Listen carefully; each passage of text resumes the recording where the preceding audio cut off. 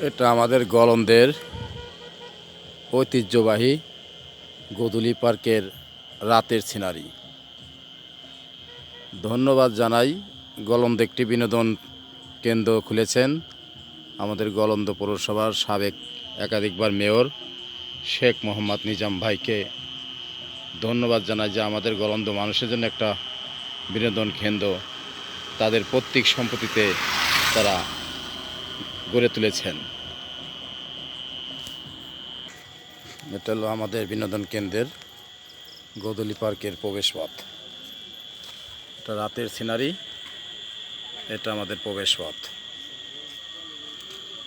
ধন্যবাদ গলন্দের কৃতি সন্তান শেখ মোহাম্মদ নিজামকে, তাদের নিজস্ব পৈতৃক সম্পত্তিতে গলন্দ মানুষের জন্য বিনোদন কেন্দ্রে নিজস্ব অর্থায়নে গড়ে তুলেছেন।